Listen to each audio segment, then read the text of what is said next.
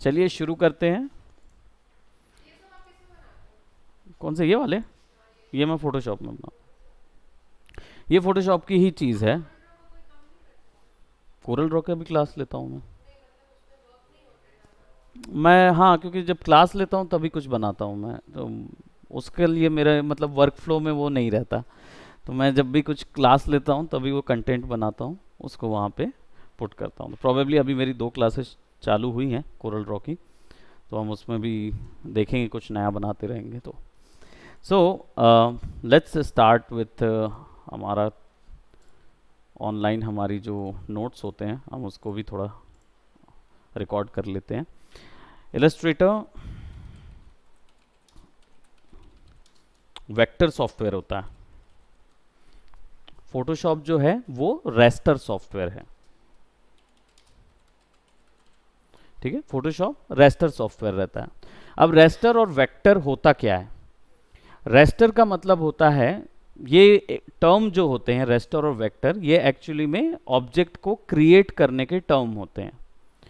Digital software में या फिर हमारी स्क्रीन में कोई भी चीज़ क्रिएट होती है तो उसके क्रिएट करने की तकनीक को बोला जाता है रेस्टर या वेक्टर। ठीक है, और ये कौन करते हैं? तो ये रेंडरिंग सॉफ्टवेयर होते हैं जो कि फोटोशॉप के अंदर है या वेक्टर इलस्ट्रेटर के अंदर ही होते हैं, वही दिखाते हैं उसको। ठीक है, तो जो रेस्टर होता है इसमें पिक्सेल्स शो किए जाते हैं।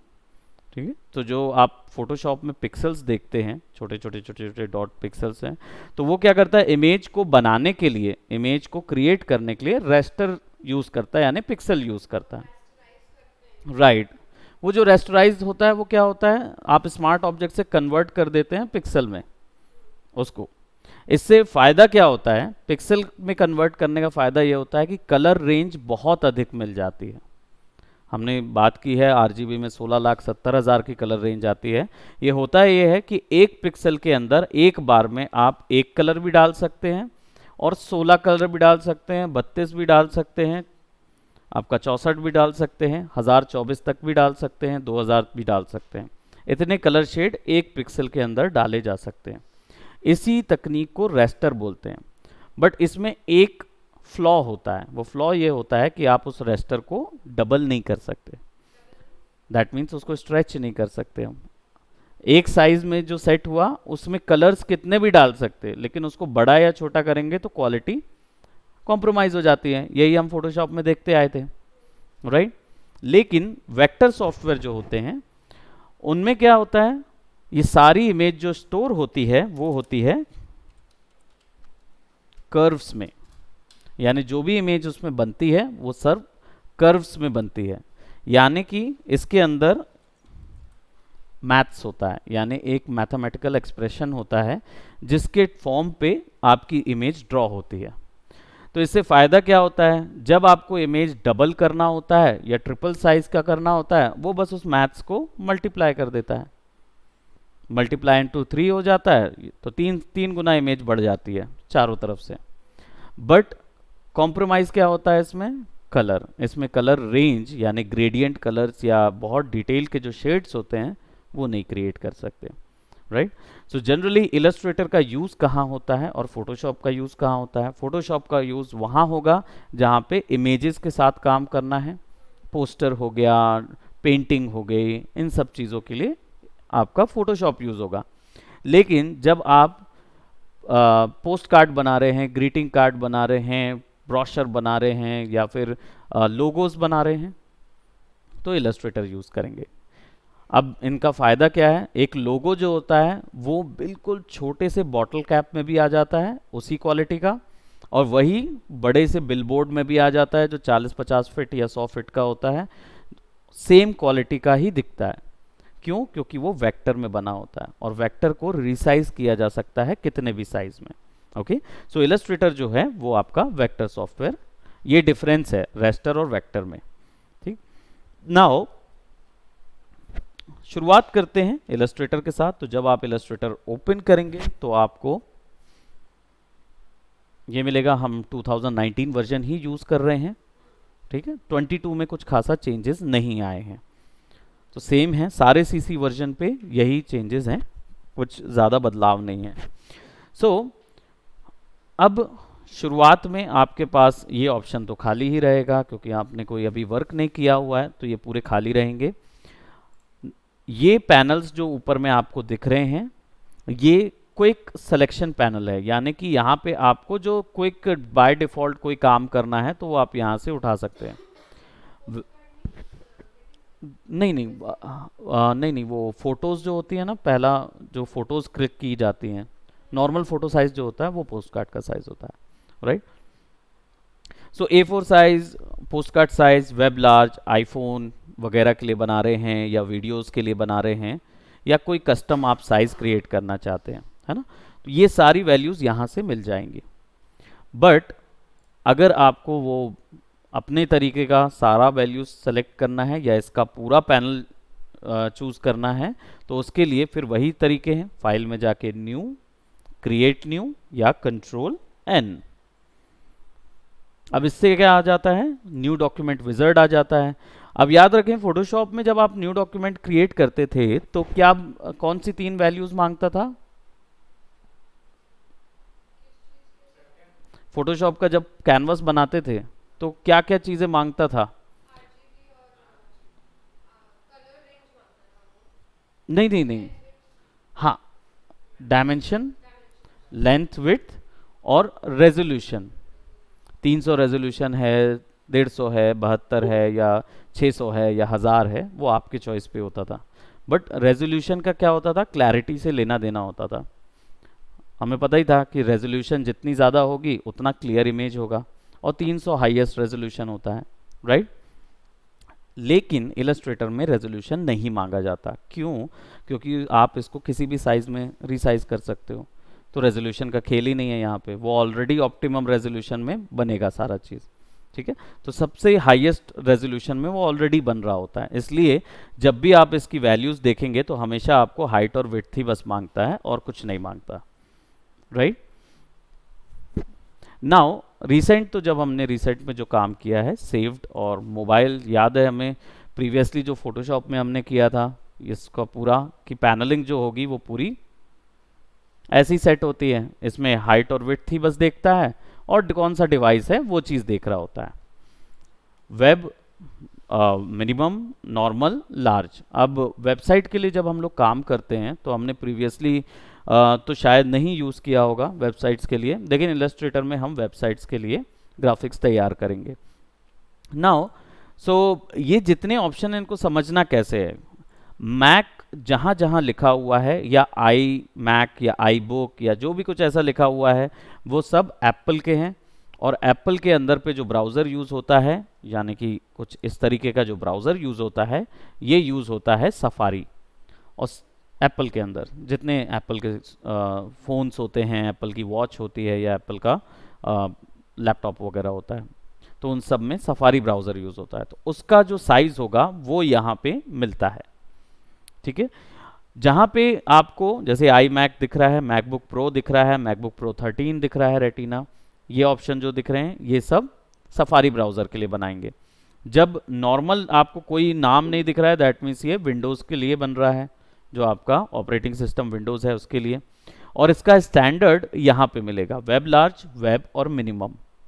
मिनिमम यानी सबसे छोटा क्वालिटी का, सबसे छोटे साइज का आपका वेब पेज, ठीक है। Just give me a second.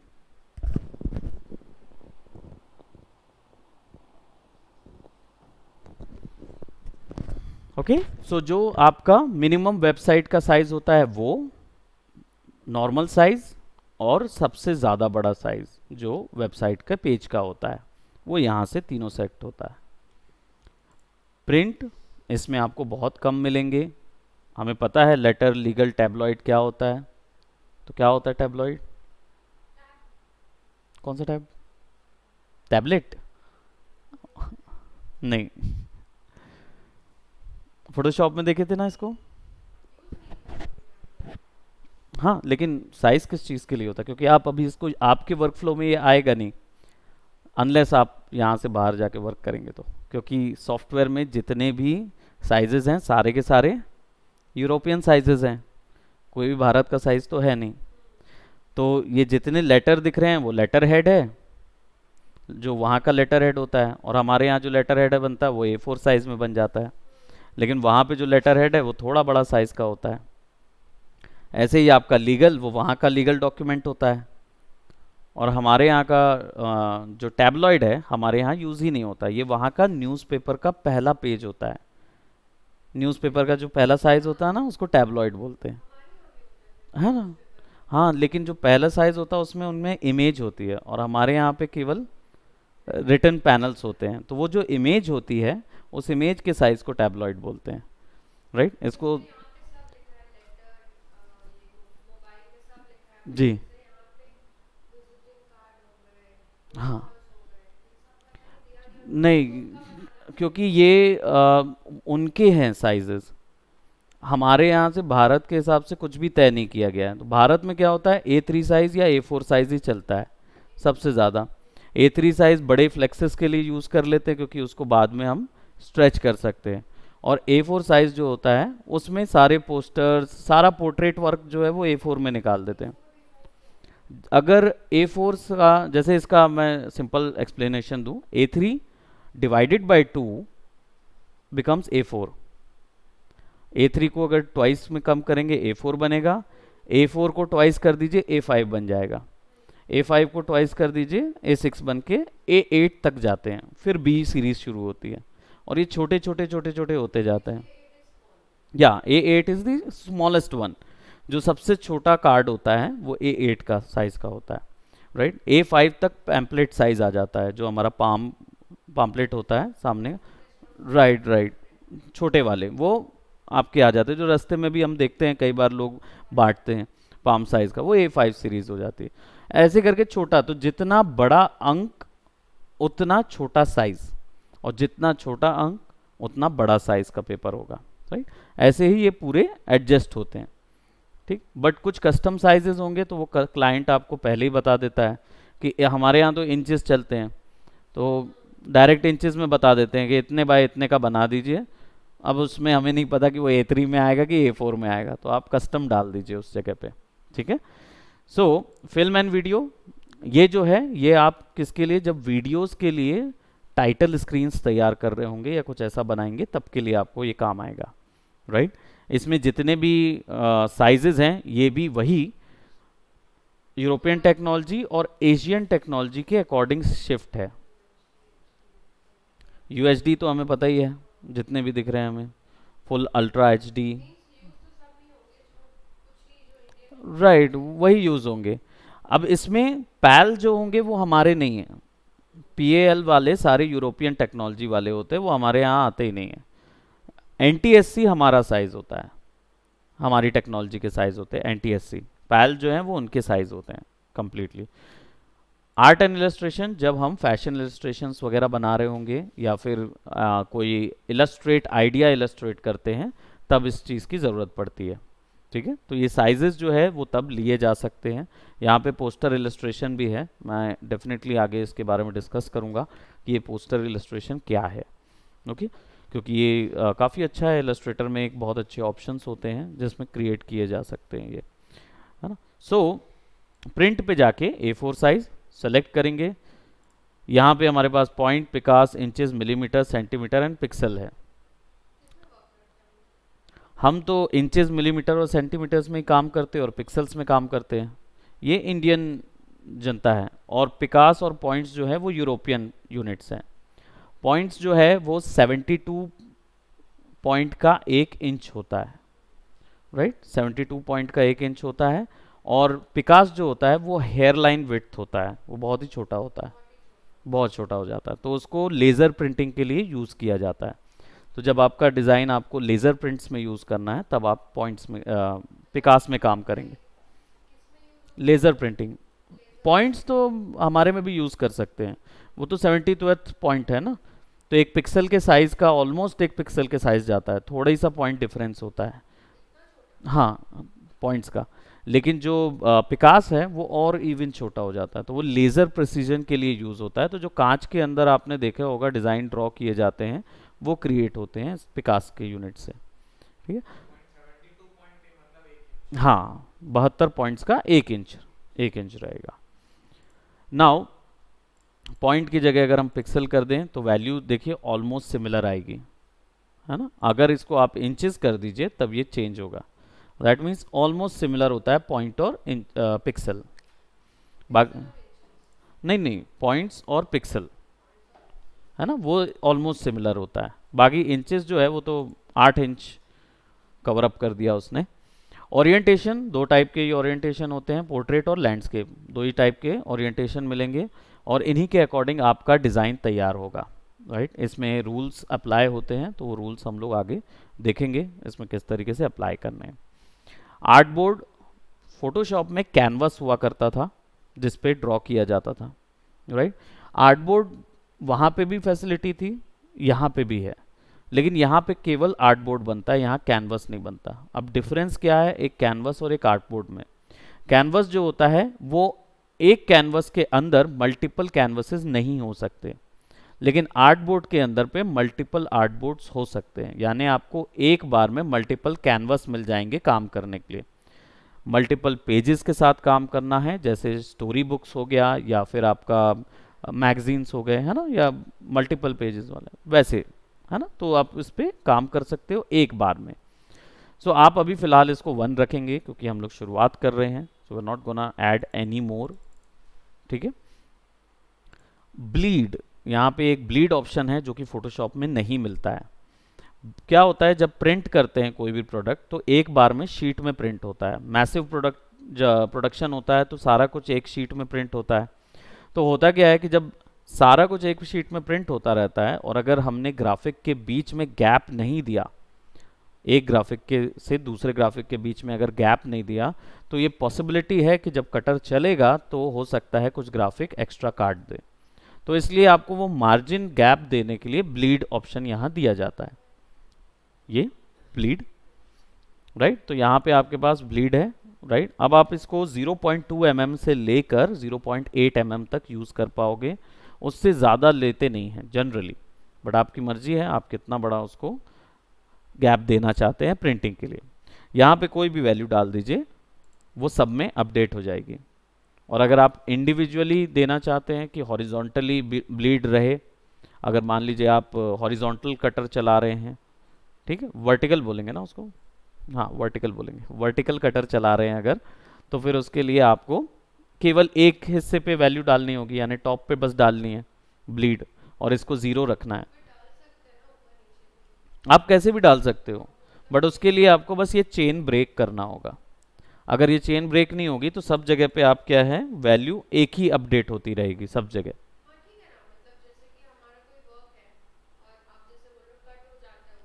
जी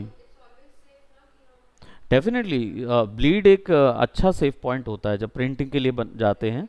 जी तो आप इसमें वैल्यू यूज़ कर सकते हैं, इसलिए मैंने बोला 0.2 mm से लेकर 0.8 mm तक की ब्लीड बनाइए, उससे ज़्यादा मत जाइए, नहीं तो आपका ग्राफिक बनाने का ही आपको मार्जिन नहीं मिल पाएगा, मार्जिन नहीं मिल पाएगा। तो आप इसको 0.2 कर देते हैं, और अगर आप इंडिविजुअली अगर देना चाहें तो फिर ये चेन ब्रेक करके यहाँ 0.5 कर दीजिए, तो केवल इसी में अपडेट होगा, राइट। सो ये चीज़ हैंडी रहेगी और इसको क्लिक कर देंगे। नाउ एडवांस ऑप्शन, इसमें जाएंगे तो आपके पास कलर मोड है, रेस्टर इफेक्ट है और प्रीव्यू मोड है, राइट। ये 3 ऑप्शंस आपको एडवांस ऑप्शन के अंदर मिलते हैं। अनलाइक फोटोशॉप, फोटोशॉप में क्या था, वहाँ एडवांस ऑप्शंस में हमको क्या मिलता था, LUTs मिलते थे, है ना, अलग अलग इमेजेस के LUTs मिलते थे। यहाँ पे LUT वाला सिस्टम नहीं है, वो आपको मोर सेटिंग्स में मोर सेटिंग्स में नहीं, यहाँ पे मिलेगा ही नहीं, वैसे आगे पे हमको एक्सपोर्ट करते समय हम LUT लगा सकते हैं, अभी नहीं लगा पाएंगे। सो CMYK और RGB दो ही कलर मोड मिलते हैं, क्योंकि यहाँ पे हम शेड्स के साथ काम ज़्यादा नहीं कर पाते, लेकिन यहाँ पे भी ग्रे स्केल मोड मिलता है, लेकिन एज अ कैनवस नहीं या एज अ आर्टबोर्ड आप नहीं, लेकिन बाद में किसी को भी अगर कन्वर्ट करना चाहते हो ग्रे स्केल तो कर सकते हो आप, ठीक है। अंदर पे ऑप्शन रहते हैं, तो RGB और CMYK दो ही ऑप्शन मोड मिलते हैं वर्क करने के लिए। ये हमको पता है ना RGB किस चीज़ के लिए, हम इन दोनों यूज़ कर सकते हैं, जैसे हाँ वो आप बाद में भी चेंज कर पाएंगे। मेन ये है कि RGB अगर आप यूज़ करेंगे तो ये बताता है यहाँ पे कि जब आप इसको वापस से कलर प्रोफाइल चेंज करेंगे CMYK में, तो फिर क्या हो सकता है, वो ये हो सकता है कि कलर डल हो जाए। RGB का जब CMYK में चेंज होता है तो कलर डल हो जाते हैं, डार्क हो जाते हैं कलर, राइट। और जो आपका CMYK का जो कलर होता है वो तो ऑलरेडी वो RGB में करिए, क्योंकि RGB में रेंज कलर ज़्यादा होती है, CMYK में कम होती है। क्यों होती है कम? CMYK में रेंज क्यों कम होती है कलर की, और RGB में ज़्यादा क्यों होती है?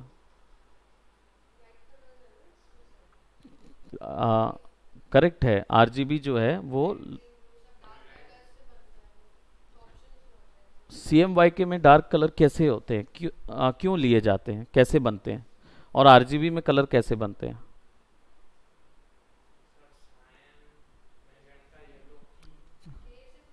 ब्लैक था, ब्लैक। जी जी जी, बस पॉइंट ये है कि क्यों RGB रेंज में सायन में ग्रीन मिल सकता है, जब सायन में और आगे जाएंगे तो आपको ग्रीन मिल जाएगा, ऑरेंज के साथ मिक्स करते हैं तब ग्रीन निकल आता है एक। लेकिन सायन के कलर्स डार्क होते हैं, और जो RGB रेड ग्रीन ब्लू होते हैं उसके कलर्स ब्राइट होते हैं। रीज़न क्या है?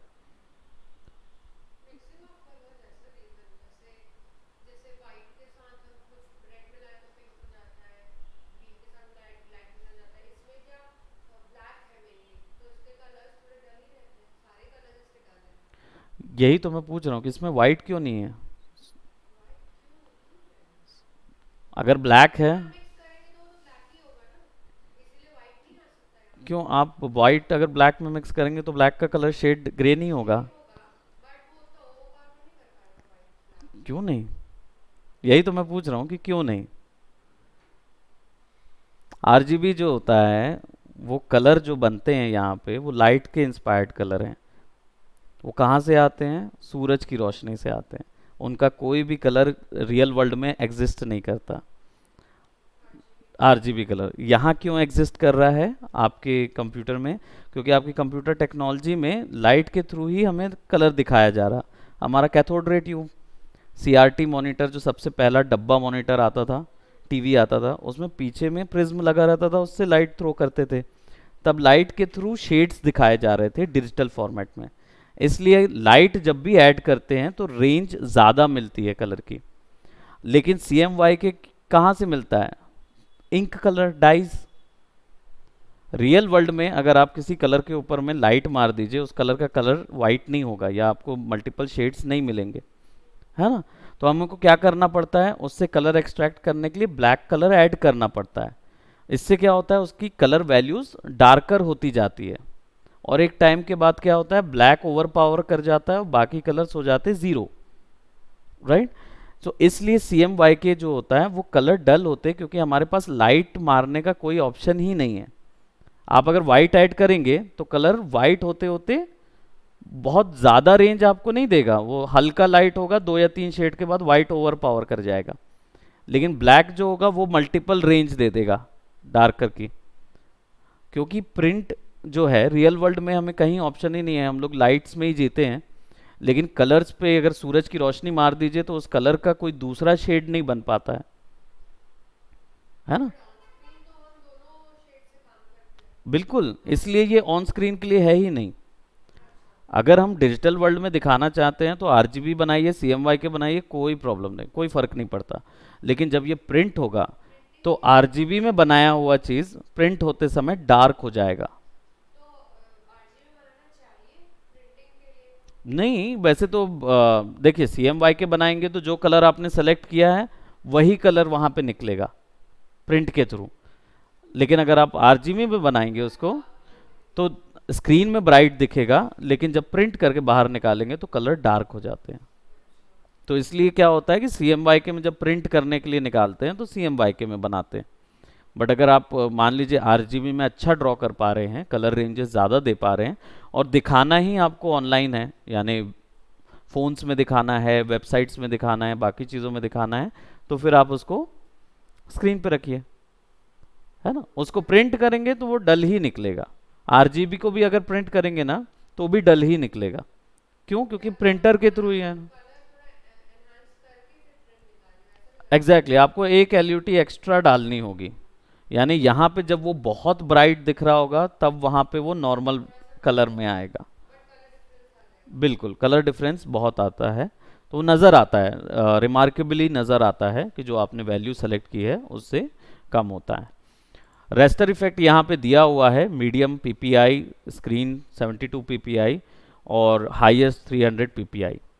ये आपके वर्क करते समय आपके जो क्वालिटी है उसके लिए है। क्या होता है, सॉफ्टवेयर जो है रैम बहुत ज़्यादा खाते हैं, तो इसलिए इनको अगर आप मीडियम क्वालिटी में रखें या 300 में भी रखें पीपीआई, बेस्ट होता है 300 में रखिए ताकि फुल क्वालिटी वहाँ नज़र आती रहे, तो जो भी बनाएंगे वो वहाँ पे फुल क्वालिटी में नज़र आएगा।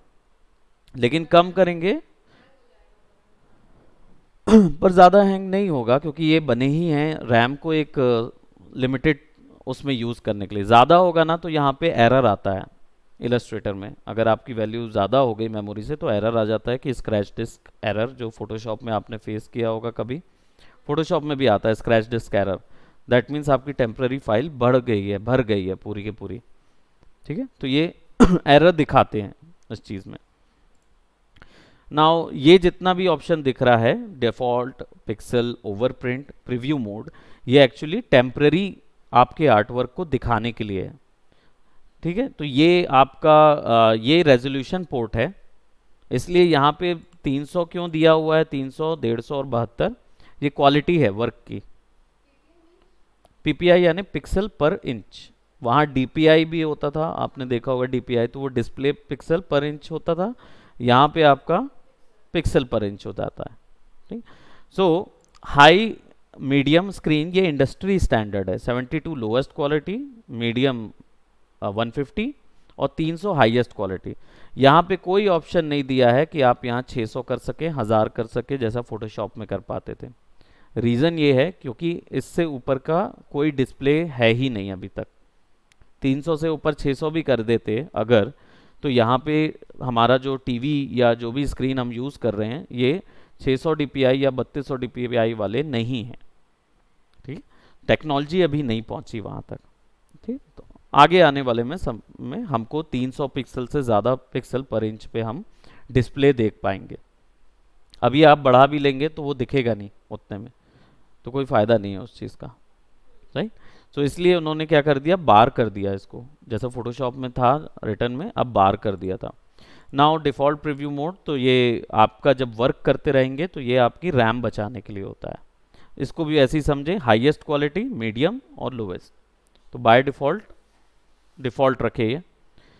जब आप टेम्पलेटिंग करेंगे तब के लिए ये चीज़ है, राइट, मोर ऑप्शंस टेम्पलेट के लिए, यानी आप जितनी भी चीज़ आपने यहाँ ली उसको सेव कर सकते हो एज अ टेम्पलेट। राइट, तो आप इसको क्रिएट डॉक्यूमेंट करके उसको क्रिएट कर सकते हो। Now let's go by create, और अब हमारे पास आ जाता है ये पैनल। ठीक है, अब क्योंकि दोनों ही एडोब के सॉफ्टवेयर्स हैं तो दोनों में जो वैल्यूज़ चल रही हैं वो बिल्कुल सिमिलर रहेगी। ठीक है, अब काम करने का तरीका, इंटरफेस बहुत सिमिलर है क्योंकि जैसा फोटोशॉप था सिमिलर यहाँ पे भी वही होगा, एक ही कंपनी है। पैन करने के लिए स्पेस बार क्लिक करेंगे तो पैन होगा, ऑल्ट दबा के माउस व्हील आगे पीछे करेंगे तो जूम इन जूम आउट, केवल माउस व्हील आगे पीछे करेंगे तो हॉरिजॉन्टल, हाँ जूम इन, रिसाइज हो रहा है ना, एक्चुअली वो जूम इन जूम आउट है, वो इमेज ग्राफिक जो है वो रिसाइज नहीं हो रहा, वो जूम इन जूम आउट है। और केवल माउस के व्हील को आगे पीछे करेंगे तो हॉरिजॉन्टल ट्रैक होना चाहिए, राइट। शिफ्ट के साथ अगर दबाएंगे इसको, सॉरी कंट्रोल के साथ दबाएंगे तो ये वर्टिकल ट्रैक होगा। नहीं नहीं, केवल control and mouse wheel, zoom in zoom out कीजिए, राइट, ये शिफ्ट के साथ ये होगा, ऑल्ट के साथ जूम इन जूम आउट। ठीक है, ये तीन शॉर्टकट कीज यूज करते हैं बिहेवियर के लिए। इसमें आर्टबोर्ड रोटेट नहीं किया जाता है, जैसे फोटोशॉप में आर्टबोर्ड रोटेट करते थे, यहाँ नहीं किया जाता है, इसलिए रोटेशन के लिए यहाँ पे कोई ऑप्शन नहीं है आर्टबोर्ड के। ठीक, उसको आप रीसाइज कर सकते हो, लैंडस्केप पोर्ट्रेट कर सकते हो, लेकिन उसको रोटेट नहीं किया जाता आर्टबोर्ड को। हाँ, आर्टबोर्ड को। ग्राफिक्स तो आप डेफिनेटली इतना इंडिपेंडेंस दिया है इसने, तो आप उसके साथ सब चीज़ कर पाएंगे। नाउ ऊपर में मेन्यू बार है, ठीक है। राइट साइड में आपको बहुत छोटे से पैनल नज़र आ रहे होंगे, 3 ही पैनल। आपके में ज़्यादा हैं? सेम पैनल नज़र आ रहे हैं। यहाँ पे छोटा ये नज़र आ रहा है, कईयों के में ये चीज़ नहीं होती है। ये मतलब यहाँ पे एक छोटा सा टूल बार आपको नज़र आ रहा है यहाँ पे, ये क्यों? क्योंकि ये बाय डिफ़ॉल्ट अपीरियंस है इलस्ट्रेटर का, लेकिन जो असेंशियल्स है, असेंशियल्स क्लासिक, इसमें ये फोटोशॉप जैसा हो जाता है। अगर आप फोटोशॉप से यूज टू हैं तो आप एसेंशियल क्लासिक में करेंगे। जो पुराना तरीका था इलस्ट्रेटर का वो ये है, राइट। इसमें इतने सारे पैनल्स नज़र आएंगे जैसे फोटोशॉप में नज़र आते थे वैसे, और जो न्यू सीसी वर्जन्स पे हैं उस पे एसेंशियल्स दिया हुआ है, यानी सारी चीज़ों को कम कर दिया गया है, कॉम्पैक्ट कर दिया, कॉम्पैक्ट कर दिया। बाद में आप इसके विंडोज़ ऑन कर पाएंगे, राइट। सब चीज़ मिल जाएगा आपको यहाँ पे, सारी वैल्यूज़ मिलेंगी वर्क करने के लिए। ये सारे पैनल्स ही हैं जो इलस्ट्रेटर में यूज़ होते हैं, ठीक है। लेफ्ट साइड में आपका वेक्टर पैनल है, यानी टूल बार है। याद रखें यहाँ पे कोई भी इमेज एडिटिंग के सिलेक्शन वाले टूल या ग्रुप्स नहीं होंगे। वहाँ पे फोटोशॉप में 5 भाग में डिवाइड होता था टूल बार, यहाँ पे डिविजन्स में केवल वेक्टर ग्रुप ही हैं। तो यहाँ पे आपको वो वाले नहीं मिलेंगे ऑप्शन जहाँ पे आप पेंट कर सकते थे, कलर कर सकते थे। है, पेन टूल तो पूरे सारे सॉफ्टवेयर में मिलेगा, क्योंकि ये वेक्टर सॉफ्टवेयर है और पेन टूल एक वेक्टर टूल ही है। जो पेंट ब्रशेस के लिए यूज़ करते थे ना, शेड बनाने के लिए, पेंटिंग के टूल्स, या इमेज का कुछ हिस्सा सेलेक्ट करने के लिए लेसो टूल्स वगैरह जो होते थे, वो नहीं मिलेंगे, वो नहीं मिलेंगे आपको, क्योंकि वो रेस्टर में ही काम करते हैं। नहीं नहीं, वो सब नहीं मिलेंगे हमको। Colour replacement brush, history brush, ये सब कुछ नहीं मिलेगा। सो अब इस पे कोई भी चीज़ ड्रॉ करना है, यहाँ तो राइट पैनल आपको ऑलरेडी पता है। लेयर पैनल भी मिलेगा, लाइब्रेरीज मिलेंगी, लेकिन ये बाय डिफ़ॉल्ट बंद होगी। क्यों? क्योंकि क्रैक वर्जन में नहीं चलता है, ये ऑनलाइन ट्यूटोरियल के लिए है, तो इसमें कोई ऑप्शन नहीं होता काम के लिए। हाँ, अभी लेयर ही आपके में, लेयर ही है, तो लाइब्रेरी क्लोज होगा, यहाँ से क्लोज कर सकते हैं ना, इधर से क्लोज टैप कर सकते हैं। लेयर पैनल जो है F7 टॉगल करने के लिए, लेयर पैनल को शॉर्टकट है कि अगर आपके पास F7 से हाइड करना है तो F7 दबाइए, है ना, लेयर पैनल ओपन होगा। ये भी लेयर बेस्ड सॉफ्टवेयर है, लेकिन इसकी खासियत ये होती है कि आप एक ही लेयर में पूरे ग्राफिक्स बना सकते हो, आगे और पीछे दोनों चीज़ें कर सकते हैं। प्रॉपर्टीज पैन, ये सीसी वर्जन्स में इंट्रोड्यूस किया गया पैनल है। तो इसमें क्या होता है, जो भी ऑब्जेक्ट आपने सेलेक्ट किया होगा उसकी प्रॉपर्टीज यहाँ पे दिखाएगा। बाय डिफ़ॉल्ट अभी फिलहाल कुछ चीज़ सेलेक्ट नहीं है, इसलिए वो कैनवस की या आर्टबोर्ड की प्रॉपर्टीज यहाँ दिखा रहा है। आप यहाँ पे सारी एडिटिंग कर सकते हैं आर्टबोर्ड की, ठीक है। अब आ जाते हैं ड्राइंग पे कि how do you start a drawing. तो मैं यहाँ पे एक छोटी सी एक्सरसाइज दे रहा हूँ, उसको करेंगे इलस्ट्रेटर के साथ। कोई भी चीज़ ड्रॉ करने के लिए आपको शेप लगेंगे, क्योंकि वेक्टर शेप के अंदर 3 प्रॉपर्टीज होती हैं। आपने ऑलरेडी पेन टूल यूज़ किया ही हुआ है ना। तो मैं यहाँ पे क्या कर रहा हूँ, सर्कल एलिप्स उठा रहा हूँ, जैसे हम फोटोशॉप में एलिप्टिकल टूल होता था राउंडेड वाला।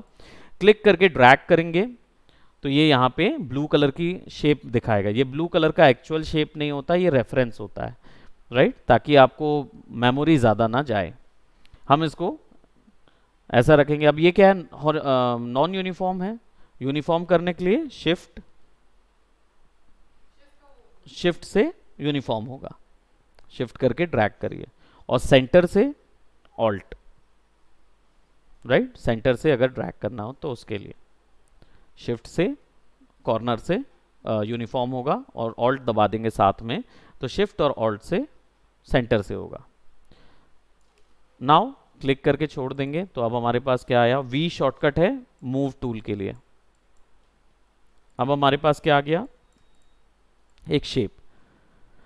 अब ये जो शेप है इसको मैं बाहर निकालता हूँ। एक चीज़ और याद रखें, कैनवस जो फोटोशॉप में होता था वो कैनवस के अंदर ही ऑब्जेक्ट दिखता था, बाकी सब चीज़ बाहर नहीं नज़र आती थी, सारी चीज़ें इधर नहीं नज़र आती थी। लेकिन इलस्ट्रेटर के अंदर पे यहाँ पे हिस्से को वर्क स्पेस एरिया बोलते हैं। यहाँ पे भी ग्राफिक इमेज बन सकता है, यानी यहाँ पे भी आप अगर बड़ा कोई ग्राफिक बना रहे हैं तो यहाँ भी बना सकते हैं और यहाँ भी यूज़ कर सकते हैं। ये सब एरिया यूजेबल एरिया है, वर्क स्पेस। और इसको जब और जूम आउट करते हैं तो ये है नो मैन्स लैंड, यानी यहाँ से आप यूज़ नहीं कर पाएंगे, इसके बाहर ग्राफिक नहीं जाएगा। ठीक है, सारा ग्राफ जो है वो यहीं दिखेगा। तो ये रेंडरेबल एरिया कहलाता है, यानी आप यहाँ भी ड्रॉ करेंगे, इसको भी प्रिंट करवा सकते हैं, इसको भी बाहर निकाल सकते हैं। कैन आर्टबोर्ड, उसका क्या फ़ायदा? उसका फ़ायदा ये है कि आपके पास एक बेस तैयार हो जाएगा मार्जिन के लिए। मान लीजिए क्लाइंट ने बोला कि A4 साइज़ ही चाहिए, तो फिर सारा ग्राफिक आपको A4 साइज़ के मार्जिन में बनाना होगा। अगर आप इधर बना देंगे तो आपको तो पता ही नहीं रहेगा। बट ऐसी, ये केवल प्रिंटिंग का सॉफ्टवेयर नहीं है, ये डिजिटल वर्ल्ड का सॉफ्टवेयर है। इसमें गेम्स भी बनते हैं, इसके अंदर आपके वेबसाइट के पूरे डिज़ाइंस होते हैं, मोबाइल ऐप या कंप्यूटर के जो UI UX होते हैं वो सब इलस्ट्रेटर के अंदर बनते हैं। तो उनके लिए ये मार्जिन्स मायने नहीं रखते, उनमें तो केवल रीसाइजेबल प्रॉपर्टी और ऑटोमेटिक होती है हमारे सॉफ्टवेयर्स के अंदर। क्योंकि हम मॉनिटर अगर छोटा यूज़ करेंगे तो हमारा सॉफ्टवेयर जो है वो ऑटोमेटिकली श्रिंक हो जाता है उसके अकॉर्डिंग, है ना। सो एक चीज़ और last but not the least, और वो ये कि वेक्टर शेप के अंदर 3 प्रॉपर्टीज़ होती हैं। वेक्टर शेप क्या होता है? जो पेन टूल से हम लोग शेप बनाते थे, 3 प्रॉपर्टीज़ होते हैं, 3 एलिमेंट होते हैं। एक होता है फिल, जो कि इसके अंदर के कलर को बोलते हैं।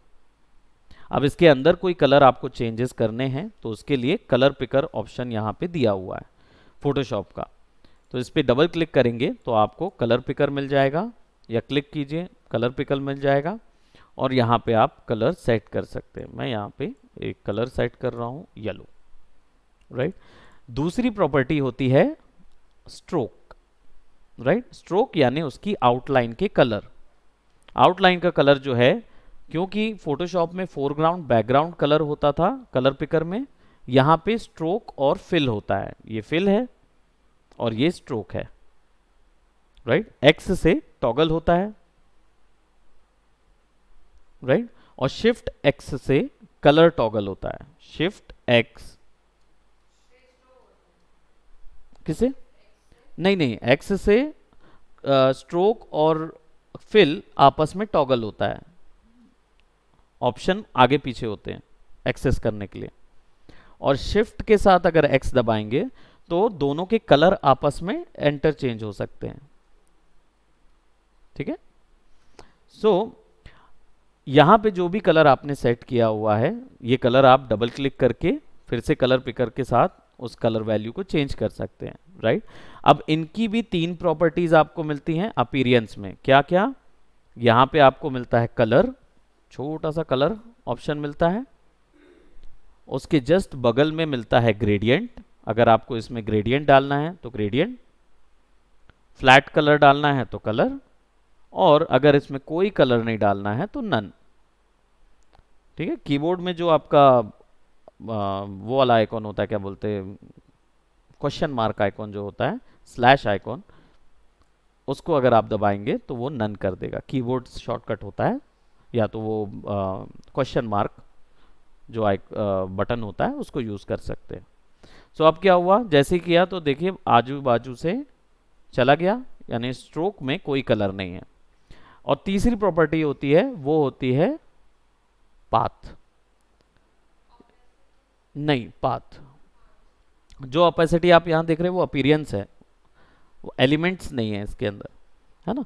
तो जो पाथ होता है वो एक्चुअली इसके स्ट्रक्चर की बात कर रहा हूँ मैं। यहाँ पे आप देख रहे हैं कि ये बॉक्स दिख रहा है, ये बॉक्स ट्रांसफॉर्म गिज्मो है जो हम लोग फोटोशॉप में यूज़ करते थे स्केल वगैरह के लिए। लेकिन जब इसको जूम करता हूँ मैं तो यहाँ देखिए आपको एक ब्लू कलर की लाइन नज़र आएगी। ये लाइन जो है ये पाथ होता है, यही इसके शेप को बनाता है और इसी को मॉडिफाई किया जा सकता है, राइट। मॉडिफिकेशन के बारे में देखेंगे, अभी फ़िलहाल हम एक प्रैक्टिस हो रहा है, तो आप सर्कल ड्रॉ करेंगे, फिर इसके बाद आप एक रेक्टेंगल ड्रॉ कीजिए, राइट। अब रेक्टेंगल जब भी ड्रॉ करता हूं तो देखिए जैसे ही कभी भी कॉर्नर ड्रॉ करते हैं ना, तो इलस्ट्रेटर के पास एक छोटा सा पॉइंट आ जाता है। ये पॉइंट क्या करता है, ये पॉइंट जब क्लिक करके ड्रैग करेंगे ना, तो ये उसको स्मूथ कर देता है। आप इसको क्लिक करके वापस से ड्रैग कर दीजिए तो नॉर्मल हो जाएगा, और या फिर स्मूथ कर सकते हैं, ठीक। बट अगर आपको इंडिविजुअली स्मूथ करना है, यानी कि अभी तो चारों एक साथ हो रहे हैं ना, इंडिविजुअली स्मूथ करना है, तो आपको यहाँ पे एक वाइट कलर का एरो मिलता है जिसको बोलते हैं डायरेक्ट सिलेक्शन टूल। फोटोशॉप के अंदर पे पाथ सिलेक्शन और डायरेक्ट सिलेक्शन दो एरोज मिलती थी, काली और सफ़ेद। काली वाली क्या करती थी, पूरे पाथ को सेलेक्ट कर लेती थी एक बार में, और सफ़ेद वाली क्या करती है, एक एक पॉइंट को सेलेक्ट करके एडजस्ट करती है। तो हम यहाँ पे सफ़ेद वाली सेलेक्ट करेंगे और ड्रैग करके केवल दो ही को सेलेक्ट किया हमने और इसको स्मूथ कर दिया। अब देखेंगे तो मेरे पास ऊपर के पॉइंट स्मूथ हो गए और नीचे के पॉइंट फ्लैट हो गए, राइट। अब इसको भी थोड़ा सा मैं स्मूथ कर देता हूं so that I will get something like this. अब जब हम इस पे मान लीजिए अगर मुझे चाहिए कि ये ऑब्जेक्ट जो है ये इस ऑब्जेक्ट के चारों ओर कॉपी हो जाए, इस तरीके कुछ हम करना चाहें, तो फिर हमें रोटेशन टूल यूज करना होगा। आर शॉर्टकट है रोटेशन का। जैसे ही आप रोटेशन पे जाते हैं तो आपको देखिए ब्लू कलर का एक छोटा सा मार्कर यहाँ नजर आएगा, दूर से देखेंगे तो यहाँ पे वो छोटा सा मार्कर नजर आएगा। आर क्लिक करेंगे तो, आर दबाएंगे तो, राइट, ये शॉर्टकट आपको यहाँ पे भी मिल जाएगा, रोटेट टूल, ठीक है। सो ये टूल क्या करता है, ये टूल रोटेशन के लिए है ऑब्जेक्ट के। हम क्या करेंगे, वो एंकर पॉइंट है, यानी आप एंकर पॉइंट शिफ्ट कर सकते हैं। एंकर पॉइंट फोटोशॉप में ओरिजिन पॉइंट जो आप देखे होंगे उसको बोला जाता है। होता क्या है कि बेसिकली आप टेम्पररी इसका एंकर पॉइंट चेंज कर सकते हैं। इसकी मदद से आप उसको चारों तरफ या किसी भी एंगल या किसी भी डायरेक्शन पे घुमा सकेंगे या स्केल करवा सकेंगे, दोनों चीज़ कर सकते हैं। सो यहाँ पे हम क्या करेंगे, इसको क्लिक करके ड्रैग करेंगे तो देखिए वो ब्लू कलर का बाहर आ जाता है, और जहाँ पे भी मैं इसको रखता हूँ, जैसे मैं इसको सेंटर पे रख रहा हूँ इधर पे, राइट। अब मैं जैसे ही इसको ड्रैग करूँगा तो ये उसके चारों ओर रोटेट हो जाएगा, राइट। सो क्या किया हमने, हमने आर दबाया और हमारे पास एंकर पॉइंट टूल आ गया, राइट। हम उसको ड्रैग करके लगा सकते हैं। अब कई बार क्या होता है ना, ये पॉइंट के बीच में होता है, तो आप बार बार उसको क्लिक करते रह जाते हैं और ये ऐसा ऐसा क्लिक होता रहता है। तो अगर आपको मान लीजिए कि आप उसको सेलेक्ट नहीं कर पा रहे हैं, तो ऑल्ट दबा के कहीं पे भी क्लिक करेंगे ना तो वो वहां पहुंच जाएगा। तो अपने आप वो पूछता है आपसे, आप इस चीज को कैंसिल कर दीजिए, ठीक है। अब क्या होगा, अब आपके पास इसको आप ड्रैग करेंगे। अब मुझे चाहिए कि ये कॉपी हो जाए सब जगह, तो मैंने ड्रैग किया और ऑल्ट दबा दिया। ऑल्ट दबा दिया तो क्या हुआ, कर्सर चेंज हो गया, दबा के रखा हूं मैं alt, and then I will leave my click, तो क्या हुआ, कॉपी हो गया। बस होल्ड करना है फिर क्लिक छोड़ना है, तब क्या हुआ, वो कॉपी हो गया उधर पे। Then press control D, D for Dehradun, right, control D, और ये उसी एंगल पे शिफ्ट हो जाएगा।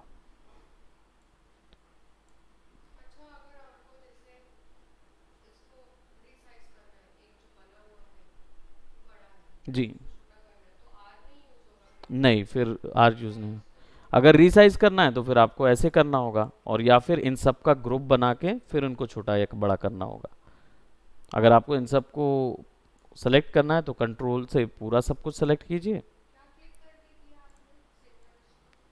सिंगल को केवल एक क्लिक कर दीजिए, है ना। और आर से अब देखिए वो टेम्पररी चेंज हुआ था, तो अब उसकी वैल्यू वापस से वहाँ आ जाएगी। ठीक है, तो वो चेंज हो जाता है, इसलिए उसको एक बार में पूरी चीज़ पहले करना पड़ता है।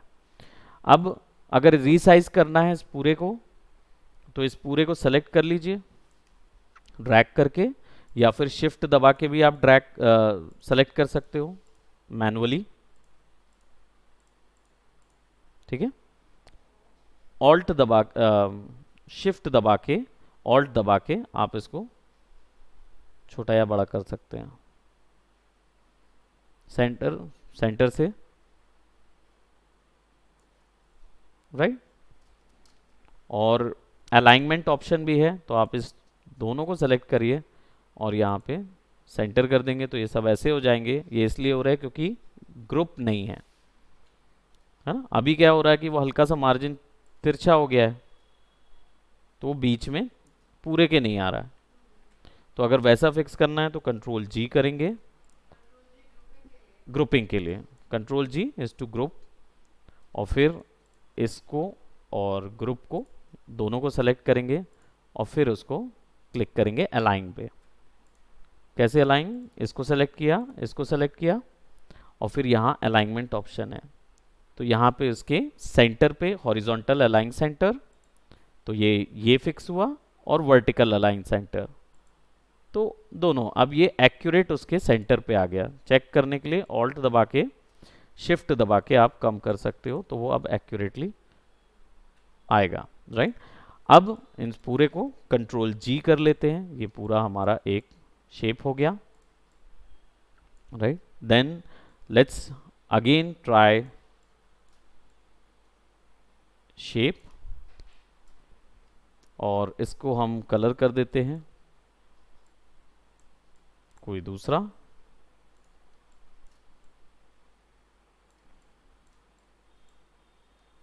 थोड़ा सा बड़ा कर देते हैं। अब इस ग्राफिक को पीछे भेजना है, तो यहाँ पे F7 दबाएंगे तो देखिए लेयर तो एक ही दिख रही है, मल्टीपल नहीं दिख रही है। ठीक है, तो एक ही लेयर पे हम मल्टीपल ग्राफिक्स पे काम कर सकते हैं। हमें बस सेलेक्ट करना होगा और कंट्रोल दबा के, जो बिग हम लोग ब्रश को बड़ा साइज या छोटा साइज करने के लिए यूज करते थे शॉर्टकट स्क्वायर ब्रैकेट्स का, यहाँ पे उसको कंट्रोल दबा के यूज करेंगे तो वो पीछे और आगे किया जा सकता है, right. Control and big brackets, right, आगे पीछे कर सकते हैं। इसको बोलते हैं जी ऑर्डरिंग, राइट, जेड ऑर्डरिंग या जी ऑर्डरिंग बोल सकते हैं। इसको सेलेक्ट कीजिए, प्रॉपर्टीज में जाइए और अलाइन कर दीजिए, तो अब पूरा एग्जैक्टली सेंटर पे आएगा।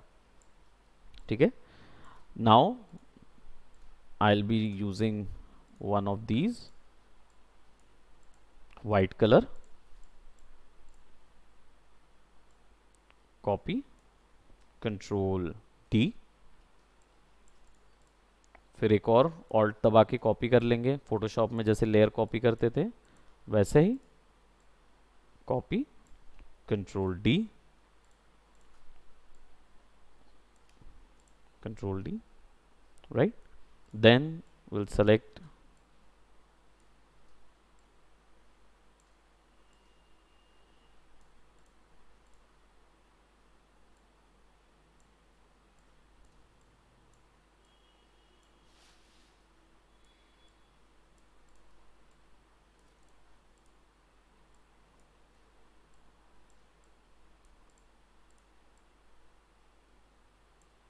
ढेर सारे मैंने बना लिए।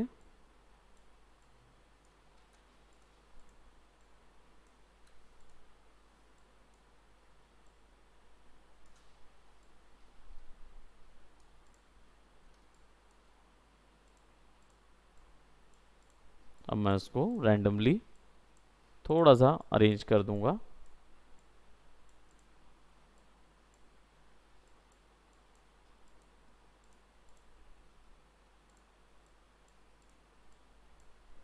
कंट्रोल जी। अभी इसको मर्ज करना, सब्ट्रैक्ट करना, ये सब चीज़ें नहीं करने वाले, राइट। कंट्रोल जी करेंगे and will put it right over here.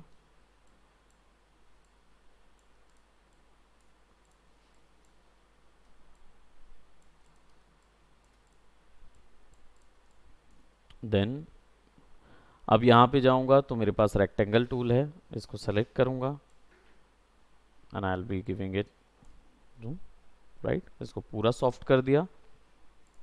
Then I will give something like this. थोड़ा सा साइन कलर ले लेंगे, ऑफ. फिर इसको कॉपी, सेंटर से छोटा.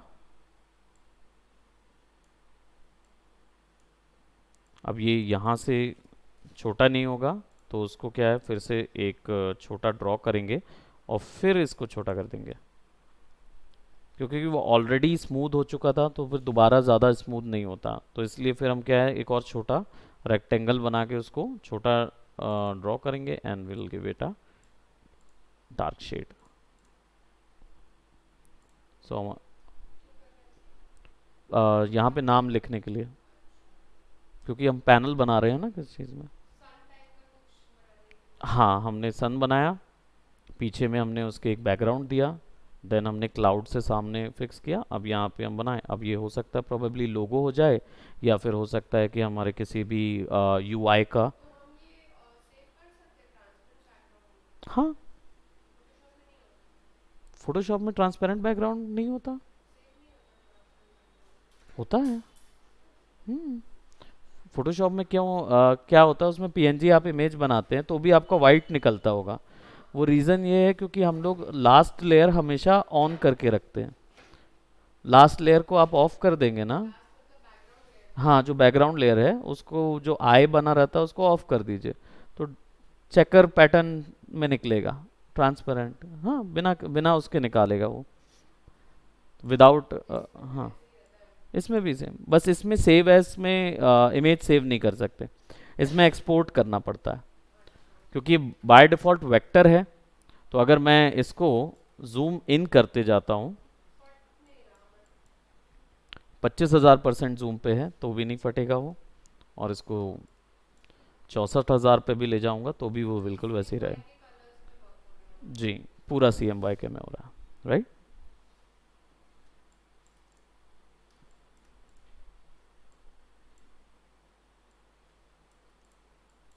ठीक है, तो ये किसी भी चीज़ के लिए यूज़ कर सकते हैं, राइट. अब चाहें तो पीछे में एक बैकग्राउंड देना चाहें तो दीजिए, राइट. और अगर आप नहीं देना चाहते हैं, उसको इंडिविजुअल निकालना है, तो उसको सेलेक्ट कीजिए, फाइल में जाइए, एक्सपोर्ट सिलेक्शन कीजिए. ठीक है, एक्सपोर्ट सिलेक्शन करेंगे तब ये पूछेगा कि कहाँ पे आपको इसको सेव करना है. तब ये बताएंगे, आप यहाँ से फोल्डर का नाम बता दीजिए और यहाँ से PNG सेलेक्ट कर लीजिए. आपने ग्राफिक सेलेक्ट किया, जो चीज़ आपको एक्सपोर्ट करनी है उसको सेलेक्ट करना होगा, तभी एक्सपोर्ट सिलेक्शन पकड़ेगा वो, है ना. फिर इसको एक्सपोर्टर सेट करेंगे. अब क्या होगा, जब हम एक्सपोर्ट करेंगे, ड्रैग करके सेलेक्ट कर लीजिए. हाँ, पूरे को कंट्रोल A भी दबाएंगे तो भी वो पूरा ग्राफिक सेलेक्ट हो जाता है. ए, जी. PNG 8 को यूज़ करिए टाइम. हाँ, बट SVG जो है वो क्या बोलते हैं, आपका वेक्टर फॉर्मेट होता है ना. तो वो अभी यूज़ मत करिए. वो एक्चुअली क्या होता है, जब इलस्ट्रेटर की फाइल कोरल ड्रॉ में ले जानी है या कोरल ड्रॉ की फाइल इलस्ट्रेटर में लानी है, तब SVG निकालते हैं. जी, बाकी इमेज में कन्वर्ट करना है तो फिर PNG.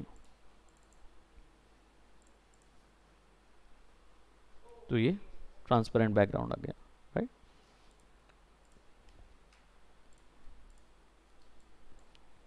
सेव करेंगे. इलस्ट्रेटर में बहुत सारी चीज़ें हैं जो हम क्रिएट करेंगे, वो भी देख लेते हैं. मैं यहाँ पे आप फॉर्मेट हमेशा जब सेव एज में करेंगे या कंट्रोल एस करते हैं तो .ai फॉर्मेट सेव होता है, इमेज फॉर्मेट सेव नहीं होता है इसमें. एक्सपोर्ट करना पड़ता है, एक्सपोर्ट करना पड़ता है, नहीं तो ये फाइल जो है वो .ai में सेव होगी. AICLS 001 सेव कर देते हैं, ओके कर दीजिए. तो अब ये सेव हो जाएगा, बाद में कभी भी इसको एडिट कर सकते हैं हम लोग। अब क्या क्या बना सकते हैं, तो इसके अंदर हम बहुत सारी चीज़ें बना सकते हैं, जैसे लोगोज हो गया, मल्टीपल लोगोज वो क्रिएट करने हो गए ये चीज़, या फिर हम तो खैर लोगो शीट्स भी तैयार करेंगे इसके अंदर, तो कंप्लीट हमें लोगो शीट बनानी होगी, प्लस यूआई पैनल्स जो कि मोबाइल वगैरह के लिए काम में आते हैं, वो भी यूआई पैनल्स भी देखेंगे, बटन्स कैसे चलेंगी, कैसे यूज़ होंगी, वो वाला भी देखेंगे। जो आप अपने फ़ोन पे बटन दबा के देखते हैं, तो वो बटन कैसे क्रिएट होती है, वो चीज़ होती है, ये एक ही जगह जाता है ये पूरा चीज़। तो कैसे जाएगा, क्या उसके पीछे साइकी होगी, उस पर आएंगे। दूसरा, then will be going for 3D graphics illustrator के अंदर। 3D ग्राफ्स कैसे तैयार होते हैं वो चीज़, बैकग्राउंड पैटर्न्स या बड़ी इमेजेस पैटर्न्स कैसे तैयार करते हैं वो चीज़ रहेगा, जिसमें हैवी ना हो फाइल, वो चीज़। और 3D इश दिखने वाले ऑब्जेक्ट्स कैसे तैयार करते हैं, जो कि सोशल मीडिया मार्केटिंग वगैरह में चाहिए होता है। तो ये सेपरेट ऑब्जेक्ट है, बनाया हुआ है इलस्ट्रेटर के अंदर, राइट। सो वो चीज़ कैसे तैयार की जाती है, जो कि 3D इश नज़र आती है। शेड्स भी तैयार होते हैं इसके अंदर, तो वो चीज़ कैसे करनी है वो चीज़ आएगी। देन थोड़ा इलस्ट्रेशन का ऑप्शन भी रहेगा इसके अंदर, कि इलस्ट्रेशंस कैसे तैयार करने हैं वो चीज़ आएगा। अब ये हमने कॉमिक्स इलस्ट्रेशन तैयार किया है, इस रेफरेंस से इसको तैयार किया, राइट। हाँ, नहीं, को, हाँ, नहीं नहीं नहीं, वो नहीं है, ये ड्रॉ है पूरा। एक, इसीलिए यहाँ पे लाइन आर्ट दिया है ना मैंने, ये लाइन आर्ट है, लाइन आर्ट है, लाइन विड्थ, लाइन आर्ट पूरी ड्रॉ करके फिर उसके अंदर कलर फिलअप किया हुआ है, राइट। सो ये केवल दिख रहा है इसका, ये ओरिजिनल जो हमने बनाया हुआ है, ये पेंटेड है, ये हमने स्केच किया है, स्केच के बाद मतलब लाइन आर्ट क्रिएट की है, लाइन आर्ट करने के बाद इस पे कलर डाले हैं, है ना, और फिर शेडिंग्स कैसे करने हैं, तो वो चीज़ इसमें की हुई है। तो ये सारे ऑप्शंस हम लोग सीखेंगे ड्यूरिंग में, हमारे पूरे ड्यूरेशन में, प्लस इस तरीके के ग्राफिक्स कैसे तैयार करने हैं, फिर कितने टाइप के आपके लोगोज होते हैं, तो सेपरेट लोगोज का पूरा गैलरी तैयार करनी पड़ेगी, है ना। 7 टाइप्स के लोगोज होते हैं, तो कॉम्प्लेक्स लोगोज कैसे बनाने हैं, एम्बलम्स कैसे बनाने हैं, है ना, टेक्स्ट के साथ कैसे प्ले अलॉन्ग करना है, वो सारा ऑप्शन उसके अंदर रहेगा। ओके, सो बहुत सारी चीज़ है। फिर बिजनेस कार्ड वगैरह या ब्रोशर वगैरह इस तरीके के प्रिंट डिज़ाइंस के लिए क्या करेंगे, वो सारा इसके अंदर देखेंगे। और वेबसाइट के बैनर्स ये सारे कैसे क्रिएट होते हैं, वो वाला भी ऑप्शन इसके अंदर रहेगा, ठीक है ना। ये गेम ग्राफिक है, तो गेम की शीट कैसे तैयार होती है, हालांकि ये गेम डेवलपमेंट वाले कोर्सेज के लिए है, तो आपके में नहीं रहेगा ये चीज़, लेकिन ये जो है ये एनिमेटेड होते हैं इलस्ट्रेटर के। हाँ, बहुत सारे हैं जी, बिल्कुल, आप लोगों को भी ऐसे बनाने होंगे। हम्म। ये देखिए इस टाइप के वर्क करते हैं स्टूडेंट्स। हाँ, ये असाइनमेंट वर्क है ना अपना, तो ये लोगो शीट है ये पूरी, तो ये बनाना, ये पूरा खुद बनाया, इसमें कुछ भी कॉपी नहीं है, क्योंकि मैं अपने क्लासेस में कभी कॉपी करने नहीं बोलता हूँ। तो बिल्कुल रेफरेंस लिया होगा, लेकिन उन्होंने ये खुद से ड्रॉ किया होगा, दैट मीन्स पिज़्ज़ा कहीं से देखा होगा, पिज़्ज़ा को ड्रॉ किया, फिर उसके ऊपर में गॉगल अलग से ड्रॉ किया, फिर कपड़े अलग से ड्रॉ किए, है ना। ऐसे ही इसका भी क्रिएट किया उन्होंने। तो ये हो सकता है कोई ब्रेड वाला कैरेक्टर देखा होगा, बिस्किट का कैरेक्टर देखा होगा, तो उसके जगह पे फिर पिज़्ज़ा ऐड कर दिया, है ना। या ये हिस्सा अब निंजा के अंदर एब्स्ट्रैक्ट लोगो ऐड किया हुआ उन्होंने, रोमन पिज़ेरिया बैनर्स के लिए, ये वेबसाइट बैनर्स हैं, कि वेबसाइट में जो बिलबोर्ड बैनर्स, लीडर बोर्ड होते हैं, स्काई स्क्रैपर होते हैं, वो कैसे क्रिएट करने हैं, वो इसमें आएगा। ऐसे बहुत सारे हैं हमारे पास, जितने भी उनके ग्रुप के हैं सारे इसी में मिल जाएंगे हमारे पास। मनीता का भी होगा।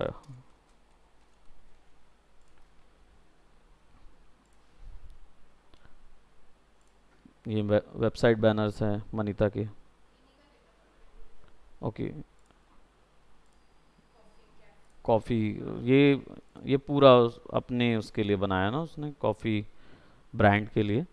तो ये कोई ओरिजिनल ब्रांड नहीं है। हमारे असाइनमेंट्स ऐसे ही होंगे कि जिसमें आप एक इमेजिनरी ब्रांड बनाएंगे, बट उसका प्रोडक्ट, उसकी ऑब्जेक्ट, सब चीज़ आप डिसाइड करेंगे, राइट? कि आपको क्या है। जैसे इन्होंने जो था वो मग ऑफ डिलाइट रखा, यानी कॉफ़ी कैफ़े कोई उन्होंने बनाया, और उसी के अकॉर्डिंग फिर सारा चीज़ बनेगा। लोगो, पिक्टोरियल लोगो, वर्ड मार्क लोगो कैसा बनेगा उसका, अगर उसका मोनोग्राम लोगो बनाना है तो मोनोग्राम कैसा बनेगा, एम्बलम बनाना है तो एम्बलम कैसा बनेगा, मैस्कॉट तैयार। हाँ, लोगोस के सारे अलग अलग टाइप्स हैं, तो वो क्लाइंट के अकॉर्डिंग देना, थ्रो करना होता है। तो अगर आपका क्लाइंट अगर उसका बिजनेस 100 साल से ऊपर का है, तो आप फिर उसको ये मोनोग्राम लोगोज नहीं देते हैं, या आप उनको नेमिंग का लोगो नहीं देंगे। फिर उनको क्या होता है, एम्बलम लगता है, क्योंकि उनका ट्रेडिशनल हो चुका रहता है। एम्बलम लगते हैं। तो उसमें क्या होता है, फिर डिटेल्ड इमेजरी होती है, और ठप्पा जैसा जैसे सीन चिन्ह होता है ना, तो फिर वो अपने लोगों को उस तरीके से देखते हैं। तो आप कुछ ऐसी जिनकी लेगेसी चलती आ रही है उन बिजनेसेस के लिए बना रहे हैं। जो बिल्कुल नए होते हैं उनको नाम अपना हिट करना होता है, तो फिर उनके नाम के लिए हिसाब से मोनोग्राम या टाइप लोगो लगता है उनको, राइट? और जब बिजनेस जो है वो सोशल मीडिया में चला जाता है, तो सोशल मीडिया में क्या होता है, नाम नहीं चलता ज़्यादा, क्योंकि आप ऐप्स लोगोज वगैरह में आप कभी नाम नहीं टाइप करते, आप केवल लोगोज चलता है उनका, तो फिर पिक्टोरियल काम आता है उसके लिए। ऐसी टाइप के पूरे सबके हिसाब से अलग अलग चेंज होता जाता है क्लाइंट्स के हिसाब से। तो हम लोग ये पूरी चीज़ बनाएंगे अपने क्लासेस में, राइट? ऐसे ही बहुत सारे हैं आई थिंक। अच्छा, ये इंडिविजुअली जो जो बना रहे थे उसको बाद में उन्होंने अपना लेटर मार्क लोगो, हाँ, तो लेटर फॉर्म नीचे लिख दिया है, ऊपर में लेटर मार्क लिखा हुआ है। एक्चुअली वो लेटर मार्क होता है, क्योंकि सब चीज़ का जो टेक्निकल टर्म यूज़ करते हैं वो मार्क यूज़ करते हैं। वर्ड मार्क, आपका लेटर मार्क यूज़ कर लिया, पिक्टोरियल मार्क यूज़ कर लेते हैं, ऐसे करके कॉम्प्लेक्स मार्क होता है। तो ये सब वैसे ही पूरे मिलेंगे, जितने भी हम लोग के कोर्सेज में रहेगा तो हम लोग इसी को देखेंगे। So that's it for today.